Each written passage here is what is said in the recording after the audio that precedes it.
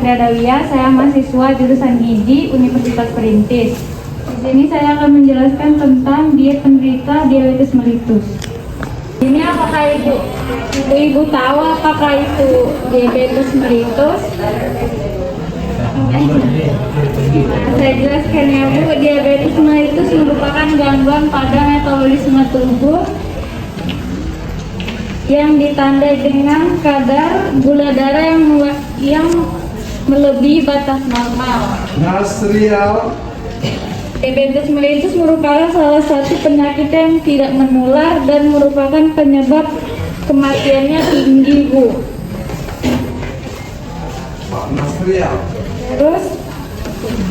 Terus penyebab diabetes mellitus yaitu kelainan insulin, kelainan kerja insulin yang diproduksi tubuh tidak cukup, terus terdapat masalah pada tubuh dalam penggunaan insulin.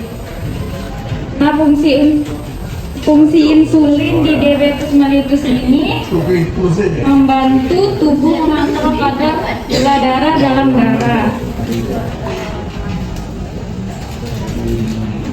Terus gejala diabetes mellitus ini itu sering buang air kecil, terutama pada malam hari. Terus yang kedua itu Bu, rasa haus yang bertambah. Yang ketiga, rasa lapar yang berlebihan. Yang keempat, penurunan berat badan yang cepat. Nah, jenis diabetes mellitus ini terbagi menjadi dua. Yang pertama itu diabetes mellitus tipe 1. Diabetes tipe 1 ini karena kelainan insulin pada produksi insulin, kerja insulin atau keduanya. Dan jenis diabetes mellitus tipe 2 karena insulin yang diproduksi tidak cukup, maka tubuh bermasalah saat menggunakan insulin atau keduanya. Faktor resiko diabetes mellitus itu ada dua. Yang pertama itu faktor yang tidak bisa diubah. Faktor yang tidak bisa diubah itu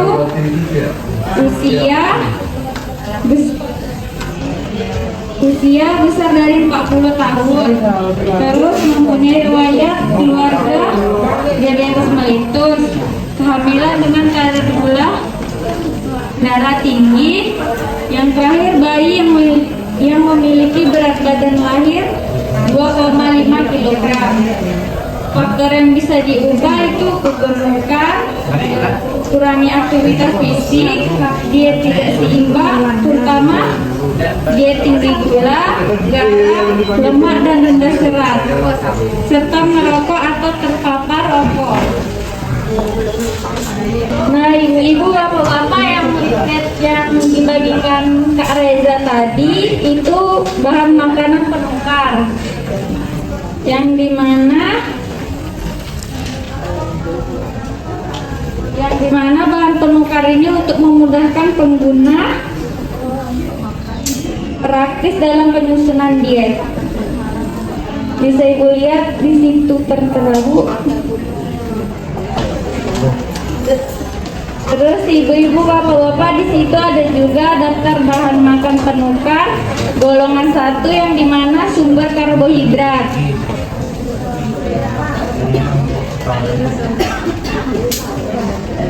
Nah, di situ ada juga bahan makanannya, urutan rumah tangganya, dan beratnya.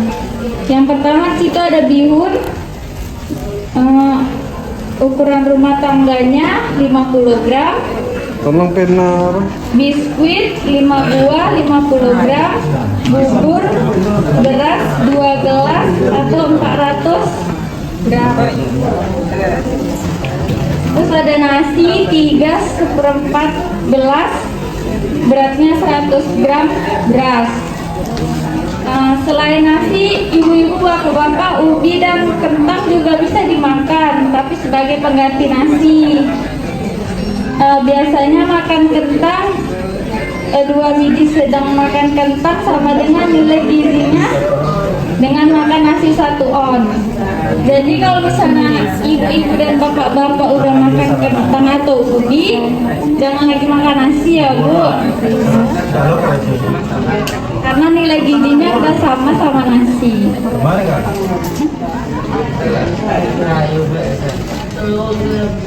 Terus yang kedua ada golongan bahan makanan sumber protein hewani, yang dimana situ yang tidak boleh dimakan yaitu babat, ikan asin, ikan teri, udang basah, sama usus sapi.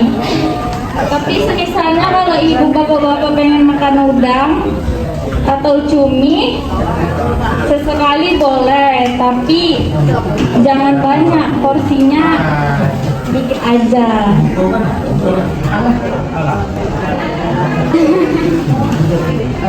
Terus yang ketiga kita ada bahan makanan sumber protein, kacang-kacangan. Yang pertama itu bahan makanannya kacang hijau, urutan rumah tangganya 2,5 sendok makan, beratnya 25 gram. Kacang kedelai 2,5 sendok makan 25 gram. Kacang merah 2,5 sendok makan 25 gram. Nah, kacang-kacangan ini Bu untuk per sekali makan ya Bu, contohnya tahu, 2 potong tahu sekali makan ukuran sedang. Pak Izo. Terus itu ada golongan yang keempat, sayuran. Yang dimana di situ ada sayuran kelompok A. Tempat konsen belakang pendaftaran konsen ada sama situ. Kapan bisa? Yang dimana sayuran ini boleh dimakan terserah berapa banyak kalau tidak ada sayurannya Bu. Bisa dilihat di linknya Bu, bapak-bapak. Terus sayuran kelompok B yaitu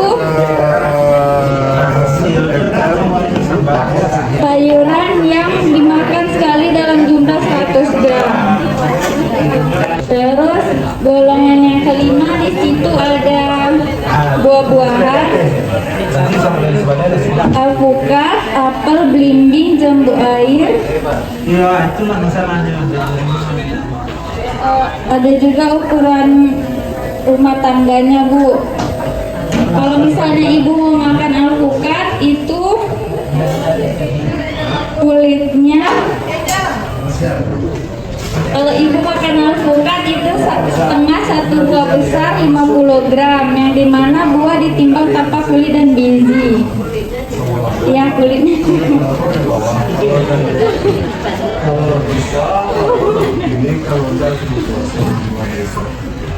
Terus ada golongan susu.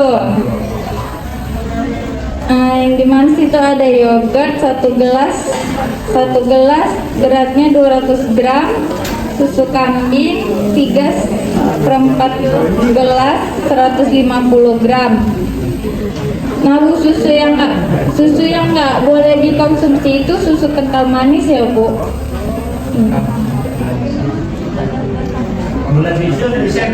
Iya, karena ada manisnya dari susunya itu. Terus yang terakhir itu ada minyak. Di sini minyaknya boleh dikonsumsi Bu, tapi tidak untuk berulang ya Bu. Berulang dimasak bapak-bapak dan ibu-ibu.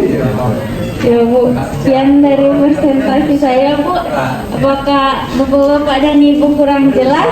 Boleh ditanyakan lagi Bu.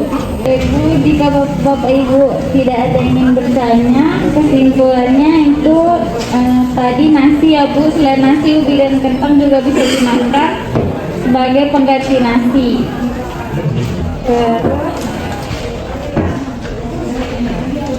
Terus di sumber protein hewani itu yang tidak bisa dimakan tadi babat, ikan asin, ikan teri, udang basah, dan usus sapi.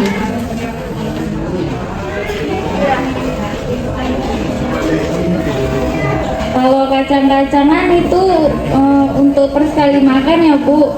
Bapak misalnya kayak tahu 2 potong sekali makan ukuran sedang.